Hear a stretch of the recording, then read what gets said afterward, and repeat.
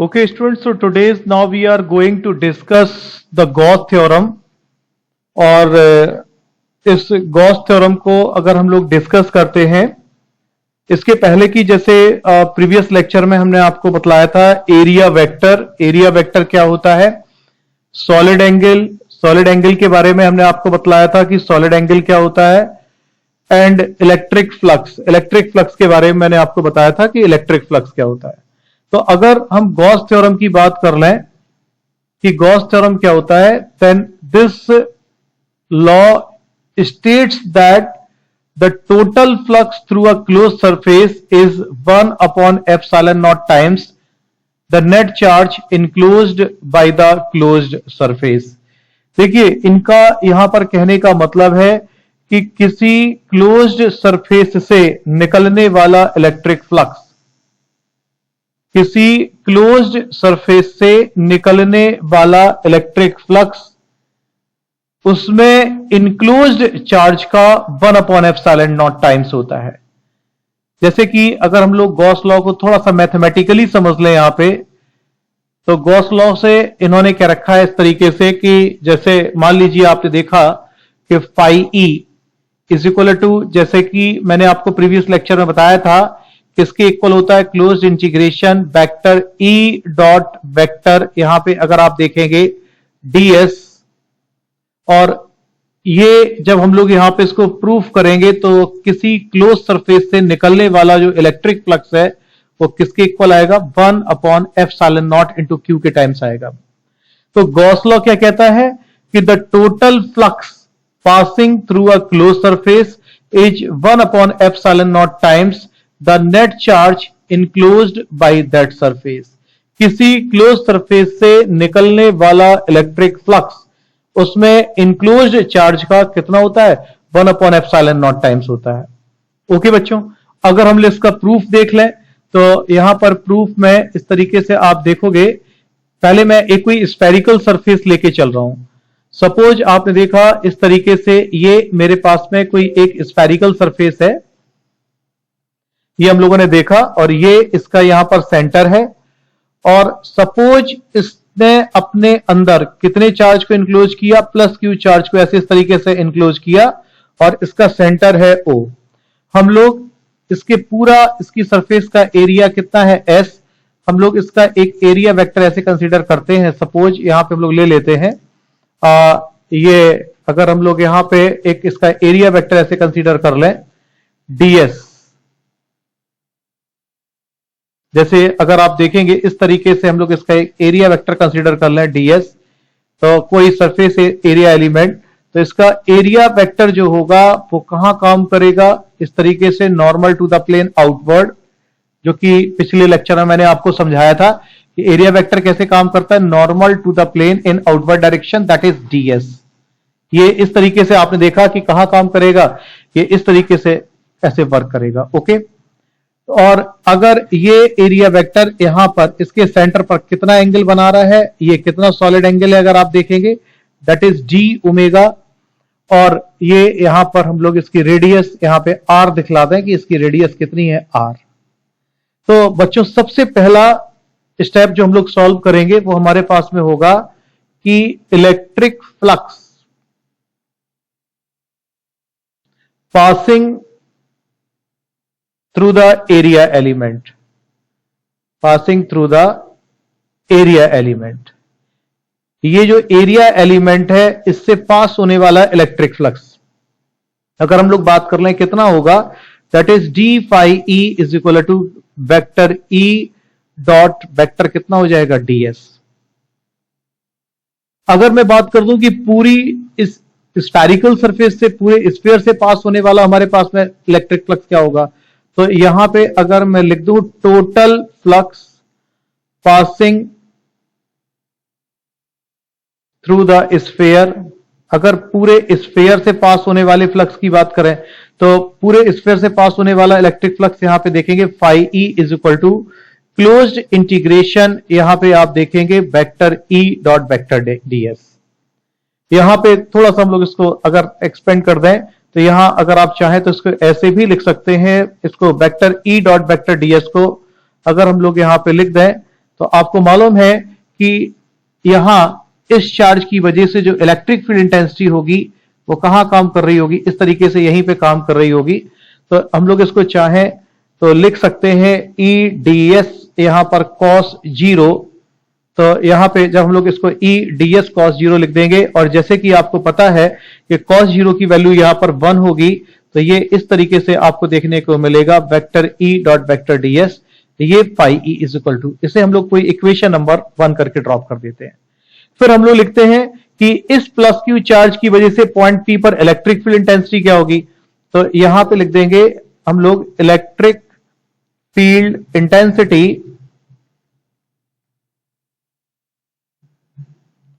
Eight point P due two plus Q charge. अगर हम लोग यहां पर प्लस क्यू चार्ज की वजह से पॉइंट पी पर इलेक्ट्रिक फील्ड इंटेंसिटी की वैल्यू को फाइंड करें, तो आपको बहुत अच्छे से मालूम है इलेक्ट्रिक फील्ड इंटेंसिटी की पॉइंट पी पर जो वैल्यू होगी वो क्या होगी, 1/4 pi epsilon naught Q upon R square. और जब इसकी वैल्यू हम लोग इक्वेशन नंबर 1 में रखेंगे, यहां पे लिख देते हैं फ्रॉम इक्वेशन फर्स्ट। अगर हम लोग इसकी वैल्यू इक्वेशन फर्स्ट में रखेंगे तो phi E is equal to close integration 1/4 pi epsilon naught Q upon R square और इनटू कितना हो जाएगा ds।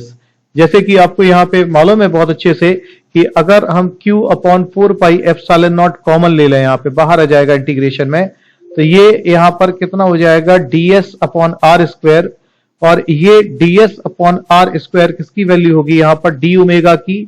और आपको पता है कि किसी क्लोज्ड स्फेरिकल सरफेस के लिए आपको मालूम है कि सॉलिड एंगल डी ओमेगा की वैल्यू, ओमेगा डी ओमेगा का इंटीग्रेशन क्या होगा ओमेगा, और ओमेगा का मतलब हो गया पूरे स्फीयर का सॉलिड एंगल। अब पूरे स्फीयर का सॉलिड एंगल आपको मालूम है कितना होता है 4 पाई। तो बच्चों यहां पे 4 पाई से 4 पाई आपका कैंसिल हो जाएगा। तो इस तरीके से आप यहां पे देखेंगे कि जो फाई ई यहां पर आ रहा है, phi E is equal to 1/एप्सिलॉन नॉट इनटू क्यू। तो आपने देखा कि इस तरीके से कि किसी क्लोज सरफेस से जो निकलने वाला इलेक्ट्रिक फ्लक्स है वो उसमें इनक्लोज्ड चार्ज यानी कि Q का कितना है 1/एप्सिलॉन नॉट टाइम्स है।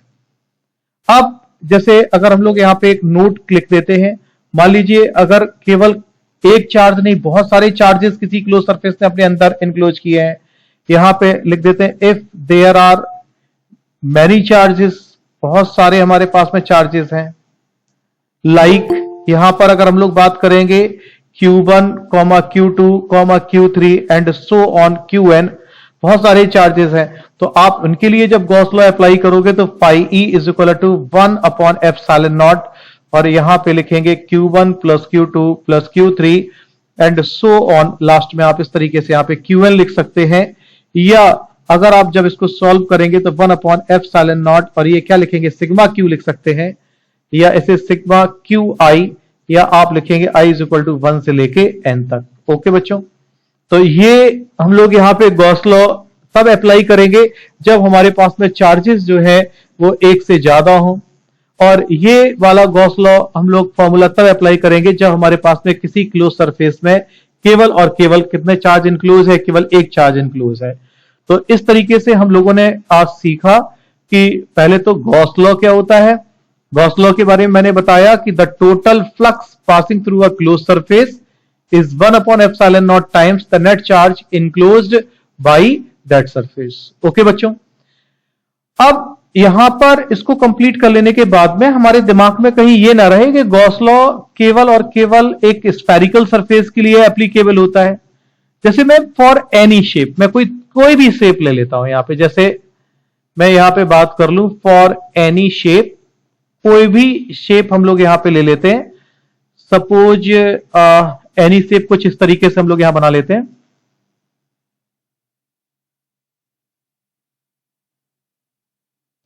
थोड़ा सा रुकें, इस तरीके से एनी शेप को दिखाना थोड़ा सा टिपिकल।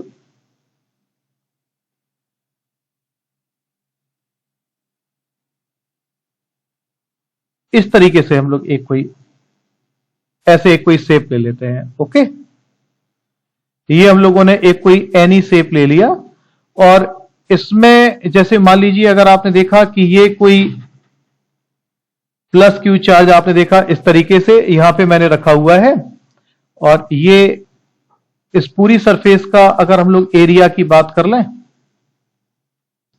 तो पूरा सरफेस का जो एरिया है वो कितना है, ए।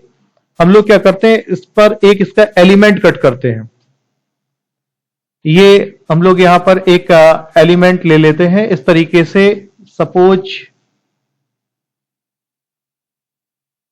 ये हम लोगों ने एक एलिमेंट ले लिया और ये एलिमेंट मेरे पास में जो लिया है इसका एरिया क्या है, ds।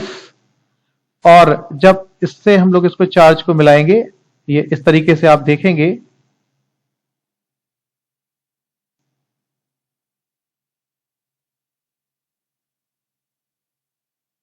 यहां पर इस तरीके से अगर हम लोग इसके चार्ज को ऐसे मिलाएंगे तो आपको यह दिखाई दे रहा होगा। जब मैंने आपको सॉलिड एंगल पढ़ाया था तो सॉलिड एंगल दो तरीके से मैंने बताया था। एक मैंने बताया था कि नॉर्मल कैसे सरफेस के होता है और एक एंगल कैसे बनता है। तो अगर हम लोग यहां पे देखते हैं कि इस चार्ज की वजह से जो इलेक्ट्रिक फील्ड इंटेंसिटी होगी वो इस तरीके से, आपको पता है कि इलेक्ट्रिक फील्ड इंटेंसिटी तो हमेशा अलोंग द लाइन वर्क करती है। तो ये E इस तरफ और इसका जो एरिया वेक्टर होगा, तो एरिया वेक्टर आपको हमेशा पता है कि कैसे काम करता है। That is always act normal to the plane outward. वो हमेशा कैसे काम करता है, normal to the plane outward. बल्कि थोड़ा सा अगर हम लोग इसका नॉर्मल कुछ ऐसे दिखाएंगे तो ज्यादा अच्छा रहेगा। ये यहां पे normal to the plane outward, इस प्लेन का जैसे ये प्लेन है तो इसका नॉर्मल कुछ ऐसे आएगा। यहां पे ये नॉर्मल टू द प्लेन, ये आउटवर्ड इस तरीके से आप देखेंगे, यहां पे हम लोगों को देखने को मिलेगा। ये यहां पे ds काम करेगा जो इसके साथ में कितना एंगल बना रहा है, थीटा एंगल बना रहा है। स्टूडेंट्स यहां पे हम लोग बात कर लेते हैं कि इसने कितना सॉलिड एंगल यहां पे बनाया, डी ओमेगा आर। और ये यहां पे कोई पॉइंट अगर हम लोग ओ ले लेते हैं, बिल्कुल उसी तरीके से हम लोग लिखेंगे इलेक्ट्रिक फ्लक्स। यहां पे अगर हम लोग बात करेंगे passing through the area element, electric flux passing through the यहां पे एरिया एलिमेंट। यहां पे एरिया एलिमेंट से पास होने वाले इलेक्ट्रिक फ्लक्स की अगर हम लोग बात करें तो आपको मालूम है वो कितना हो जाएगा, D phi E is equal to vector E dot कितना हो जाएगा, वेक्टर ds। ठीक है। और यहां पे जैसे अगर हम लोग लिखते हैं टोटल फ्लक्स पासिंग, अगर हम लोग यहां पे बात कर लें कि total flux passing through the close surface, पूरी क्लोज्ड सरफेस से पास होने वाला इलेक्ट्रिक फ्लक्स क्या होगा, पूरी क्लोज सरफेस से। तो पूरी क्लोज सरफेस से पास होने वाले इलेक्ट्रिक फ्लक्स के लिए आप लिख सकते हैं phi E is equal to vector E dot vector यहां पर क्या लिख सकते हैं, ds। जब हम लोग इसको ब्रेक करेंगे तो जैसे वहां पे आपने देखा था कि E और ds दोनों कैसे काम कर रहे थे, सेम डायरेक्शन में। और यहां पे अगर आप देखेंगे तो यहां पे E और ds के बीच में एंगल है। तो जब अगर हम लोग यहां पे वेक्टर से इसको ब्रेक करेंगे तो हम लोग इसको चाहें तो क्या लिख सकते हैं, E ds यहां पे cos थीटा। और अगर आप ध्यान से देखें E ds cos थीटा, इसे हम लोग इक्वेशन नंबर 1 कर देते हैं। फिर हम लोग लिखते हैं इलेक्ट्रिक फील्ड इंटेंसिटी, यहां पे लिख देते हैं electric field intensity at point P due two plus Q charge. यहां पे इस प्लस क्यू चार्ज की वजह से पॉइंट P पर, ये जो कोई पॉइंट P है, यहां पर इलेक्ट्रिक फील्ड इंटेंसिटी की अगर हम लोग बात कर लें तो वो आपको मालूम है that is 1/4 pi epsilon naught और Q upon R square. Okay students, तो यहां जब हम लोग इसकी वैल्यू पुट करेंगे फ्रॉम इक्वेशन फर्स्ट, यहां पे अगर हम लोग इक्वेशन फर्स्ट में इसकी वैल्यू पुट कर दें तो यहां पे आपको देखने को मिलेगा 1/4 pi epsilon naught Q upon R square. और जैसे कि आपको पता है कि ये ds cos थीटा यहां पे ज्यों का त्यों ऐसे रहेगा ही रहेगा। तो अगर इसमें से Q upon 4 pi epsilon not हम इंटीग्रेशन से ऐसे बाहर ले लें तो ये अगर आप देखेंगे ds cos theta upon R square. और आपको स्टूडेंट्स याद होगा मैंने आपको बताया था कि जब कभी कोई ओब्लिक सरफेस होती है तो ओब्लिक सरफेस के लिए जो सॉलिड एंगल मैंने बताया था वो D omega is equal to ds cos theta upon R square बताया था। और मान लीजिए कभी आपने देखा कि नॉर्मल सरफेस है, जैसे यहां पे आप देख रहे थे ये नॉर्मल सरफेस है, तो नॉर्मल सरफेस के लिए यहां पर जब आप सॉलिड एंगल को रिप्लेस करेंगे तो यहां पे मैंने आपको सॉलिड एंगल के लिए फॉर्मूला बताया था D omega is equal to ds upon R square. और ये चूंकि कैसी सरफेस है, ओब्लिक सरफेस है यहाँ पे, तो ओब्लिक सरफेस के लिए अगर आप देखेंगे D omega is equal to D S cos theta upon R square, तो ये यहां पर कितना वैल्यू हो जाएगा, डी ओमेगा। डी ओमेगा का इंटीग्रेशन जैसे कि आपको पता है क्या होता है, ओमेगा, और यहां पर ओमेगा का मतलब हो गया कि पूरी close surface, not only for the sphere, केवल स्फीयर अकेला नहीं, कोई भी क्लोज सरफेस हो उसका जो सॉलिड एंगल होगा वो कितना होगा, 4 पाई। तो ये 4 पाई से 4 पाई कैंसिल होगा, तो आपने देखा कि जो इलेक्ट्रिक फ्लक्स है phi E is equal to, वो किसके इक्वल चल रहा है, 1 upon epsilon naught into Q.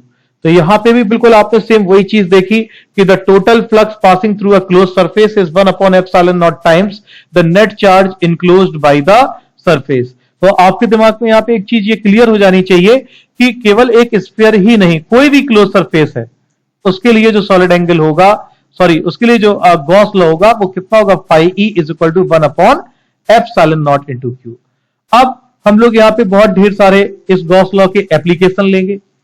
जैसे आपके सामने, ये तो मैंने आपको बता ही दिया कि अगर मेरे पास में कोई स्फेरिकल सरफेस है, हम लोग बात कर लेते हैं गॉसियन सरफेस की।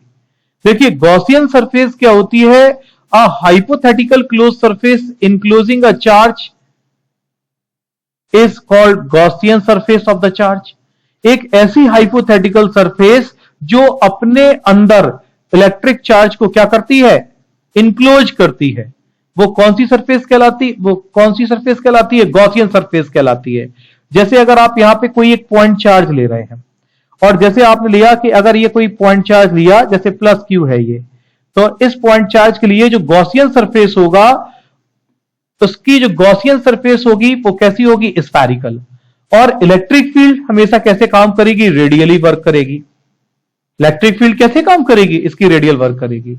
लेकिन अगर इस पॉइंट चार्ज की वजह जगह पे अगर हम कोई स्फेरिकल चार्ज डिस्ट्रीब्यूशन ले लें, स्फेरिकल चार्ज डिस्ट्रीब्यूशन दो तरीके से हो सकता है, जैसे कि पिछले चैप्टर में मैंने आपको बताया था, या तो आपकी स्फेरिकल सेल हो सकती है, स्फेरिकल सेल है तो उसकी सरफेस पर इस तरीके से आपने देखा होगा चार्ज डिस्ट्रीब्यूट होगा, तो उसके लिए भी जो गॉसियन सरफेस होगी उसका भी शेप कैसा होगा, स्फेरिकल ही होगा।